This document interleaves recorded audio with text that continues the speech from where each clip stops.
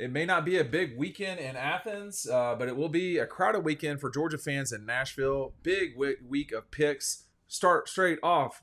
Ryan, the Ducks go to Washington. They are a 3-point dog on the road, basically meaning this game's a toss-up. Washington's at home. Oregon +3. What you got? Yeah, I think this is going to be a really, really fun game. I'm kind of sad that we're going to miss a good bit of it, but I'm going to go with the home team Huskies. I think they've got the better quarterback. I really like Michael Penix Jr. I think that both of these teams can really score. Oregon probably has a little bit better of a defense, but I'm going to go with the home team -3. I think they can, win by a touchdown or so. Yeah, I'm going to take the Ducks. I think their defense is a lot better than Washington's. Their pass defense is great. If they can slow down the Huskies, I think they have a good shot of pulling this off on the road. Always tough on the road, as we've seen so far this year. But Oregon +3, I'll take that one. Yeah, I'm gonna take the 3 points as well. I think Matt's right. I know that we all admire Michael Penix, maybe not as much as Ryan does collectively. We think he's pretty good. But I'll take the Ducks. I just think they're overall a better team. Those two teams are very, very, very closely matched. Tennessee is going to host Texas A&M. The Toy Soldiers. Matt, go to both these teams. Need this game. I mean, A&M to not fall off the abyss again in October. Tennessee to. I mean, if they lose this game, they are virtually out of the SEC race. What you got, Matt? I think Tennessee is going to cover here. Their season is basically on the line. Yeah. I think Texas A&M's is too, but it would be a tough loss if the Aggies went into the great Neyland Stadium that's so hard to play at and won this game. Give me Tennessee -3.5 at home, Ryan. I'm going to do the same thing. Just home team. I think these teams are kind of close to each other. I think A&M's got a legit defense. I don't know. Whatever you want to define legit. I think A&M's defense is all right, but that's a big atmosphere, and I also just don't trust the Aggies, so I'll take Tennessee. There's going to be not a lot of trusting on this one. I'll take the Vols as well. I don't love either of these teams. You're playing up at Tennessee. It's a tricky place to play. I'm not pumped up about the half a point, but I'll take the Vols. Auburn plays at Death Valley, a 7 p.m. ESPN game as God intended. Auburn goes down there as an 11-point dog. I'm actually going to take the Tigers here. The Auburn Tigers. I was not trying to be funny there. I'm going to take Auburn on this one. Why? I have zero trust in LSU in any way, Matt DeBerry. None. Well, I think LSU could cover on a 10-second into the game pick six, as we saw last week. Just atrocious cover. LSU at night. Auburn still having trouble moving that football a little bit, but LSU can't stop anyone. So I guess this could be a high scoring first one to 50, I guess. But I think LSU is that much better at night, at home. I'll take LSU -11. Yeah, I think LSU's offense is good enough to carry them past that 11-point spread, and that's really all I'm basing it off of. But I mean, you can't ignore Death Valley at night either. So I don't feel great about a lot of these, but I feel okay about this one. LSU -11. Man, SC is going to go to South Bend. This is going to be a tricky one. This looked like the game of the year not that long ago. Not anymore. USC's season is on the line. I think it's easy to say. Notre Dame's season died in Louisville. Ryan, USC is a 2.5-point dog at their old rival Notre Dame. Yeah, I'm gonna take them with the points, with the 2.5. Notre Dame's. I mean, look, their chances ended last week at Louisville. That was a bad loss. I did not see that come. I think you actually had that, but look, Caleb Williams, it wasn't his best game, but he showed a little bit of magic. I think we watched that USC game last week. That was pure entertainment. I hope that this is the same way. I'll go with the Trojans. Same. I think Caleb Williams puts the team on his back second straight week. I think they learned a lot about themselves from that close, kind of crazy win last week. Could have absolutely lost it, but Notre Dame's down in the dumps. They got 2 losses already. I just think USC needs it more. Rivalry game. I think they go on the road and take care of business. I've got on green, but our buddies at EcoPoly can get you any color chair you want. You see the solid red rocker. You don't see the cushions, but I can assure you they're there. You can get this thing in two-tone. You can get this thing in green. You can get this in light blue with white. Make it very nautical, whatever you want. You're checking it out up there. Make sure you're checking out down below our buddies at EcoPoly, 20-year warranty, Matt DeBerry, and they also are going to make sure it's completely made in Georgia, Dodge County. Working 3 computers right now, which is very troubling, but troubling for this editing process, that's for sure. We don't have an editing process, thank God. So check out EcoPoly below. The link is there. 15% off and free shipping. I don't think I picked the Notre Dame game. I will take the Irish to cover. I do not like it anymore. I am over USC, although they are still undefeated. I will go first on this deal. Miami, the Hurricanes, the non-Neyland Hurricanes are going to go to North Carolina, Kenan Stadium. Beautiful campus up at North Carolina. Looks a lot like Georgia in some ways. Miami is a 3.5-point dog on the road. I don't trust them, don't like them. They don't take knees at the end of games. Give me North Carolina to cover the line here, although there's just no telling in the ACC, Ryan Curley, what will happen. I think there's no telling in college football this year in general, but I agree with you about North Carolina. That's a disaster. That's a disaster what happened for Miami last week. That's embarrassing. I mean, and dozens of people saw that live. Yeah. Dozens. Dozens. All 35 people saw it. Yeah, I'll go with the Tar Heels at home. But this conference is tough to pick. It's a great game, Matt. ABC 7:30. Yeah, North Carolina at home. Miami's still rolling after how they've gone about this week and at practice after that just debacle is mind-blowing to me. There's no way they come back with some juice on the road and win this game. I think North Carolina wins it by at least 4. I'm going to take them to cover here. Bounce back game. Gotta have it game. If you plan on sticking around in the SEC or even maybe wiggling your way to like the Orange Bowl or the Cotton Bowl, Missouri is a 2.5-point favorite, Matt, at Kentucky. Who's going to actually participate and get back to where they need to go here?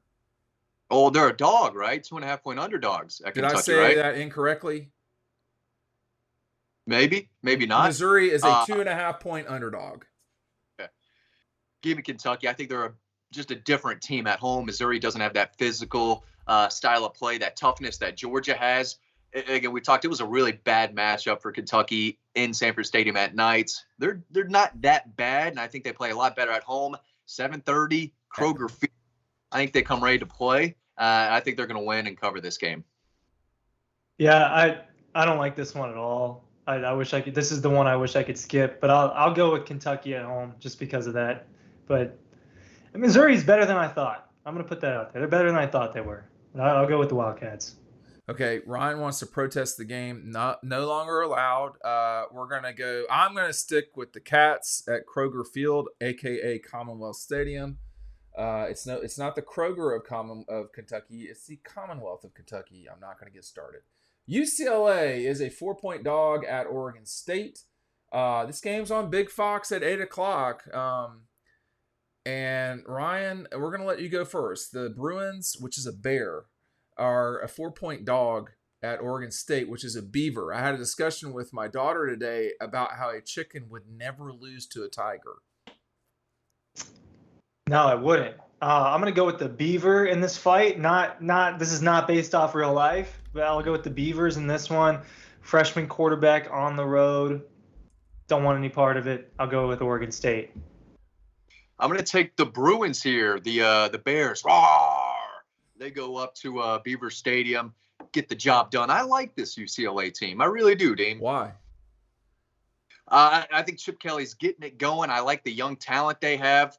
+4 was a little surprising to me. When I turn UCLA on, they're moving the ball. They're getting first downs. Maybe I missed the bad play, but to me, when I'm watching them, they're playing pretty decent. I know Oregon State is having a really nice year. They've got the transfer from Clemson, not even going to try to pronounce his name for the 4th year in a row. But I like the Bruins +4. I'll take that. DJ, oh boy. DJ, I had it too. Peyton Woodring. Oh, there we go. DJ Uiagalelei. Oh my God, I know it. It's just so embarrassing. DJU. And by the way, UCLA's only loss is to Utah, a 14-7 loss, I believe, on the road, although I cannot remember that. I will take Oregon State and move straight along. Georgia, a 31.5-point favorite at Vanderbilt. CBS, who clearly knows what they're doing, grabbing the Dogs here.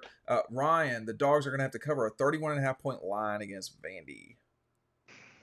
I'm gonna take it. I think Georgia covers 31.5. It's tough. I'm 0-6 in picking with her against Georgia against the spread. I'm 0-6 in these Georgia games, so Okay. I'm gonna go with them to cover. I think that they get a little bit of a spark from this past week offensively. We're gonna talk about the game in more depth in other videos, but I'll go with Georgia to cover this one. Yeah, me too. I can't remember the last time Vanderbilt scored a touchdown against Georgia. It's been a long, long time. They're not going to cover this game with field goals. 19.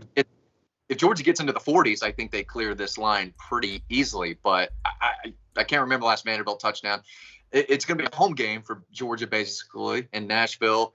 31.5, to me, seems a little low. These running backs are getting healthier. I think they'll go well into the 40s, probably in the 50s. If that's the case, I think they might cover this line pretty easily. Was 2018 the last time they scored a touchdown? Was 19 just 2 field goals? No, 19 was 2 field goals. Yeah. That was some excellent. By the way, I just want to point out 2019 Vanderbilt was like peak Dog post game production. Matt DeBerry knows what I'm talking about. Yeah, that was tough out there. Hey, I'm going to take Vanderbilt. I very much could get this one wrong. 31.5. Georgia usually only hits about half of these this season. Maybe that's why I should take Georgia right now. But I just don't, even if you're scoring in the 50s, you could not cover this line. I do think Georgia could score 60 against Vanderbilt. This is a lopsided game. It's not the worst we've ever seen from the Dogs with Vanderbilt, even on the road. But Matt's got a point here. It's been almost 5 years or more than 5 years since Vanderbilt scored a touchdown against the Dogs. In 17, I don't remember super well if Vandy... It's a beautiful game every year. One more time, Matt? And you forget about it. Every year, Vanderbilt plays Georgia, and then you forget what happened like by the next week. It's very forgettable. I typically, and we play this game sometimes in the car, although it's been a long time. I can typically tell you what happened in any game in the last sort of 30 years. So Matt, why don't you give me a Vanderbilt game in the last 30 years, and that's how we'll wrap the video. Let's go 18. Well, 18 was in Athens, right? So that was not a close game. I'll put it to you that way. Was that at night? The ball deep from to Terry Godwin? That was a night game. Let me make sure that was on SEC Network. That was a night game. Georgia won that game 41-13 at 7:30 at night on the SEC Network. As I said, last one, Matt, really quickly. Let's 99, Dean. Let's go into the 90s. This is a great question. This is the last time, for those of you at home, this is the last time the University of Georgia did not play a conference game on television. This is the last. They were losing this game late, and they nearly lost this game. Quincy Carter had to rally them back in the late third and fourth quarter. They finally kind of got momentum. That game was not on television. It was one of the stranger games that Georgia's played in a long, long time. I cannot remember the final score. We're not here for final scores. We're just here for what happened. I will give you the final score, however, because I know that everyone will hate. The game was not on TV. It might have been replayed on CSS. It was not even replayed on CSS. Georgia won 27-17. It was a 2 p.m. Eastern start. It was a nasty little game. Thanks for watching. We'll see you on the website.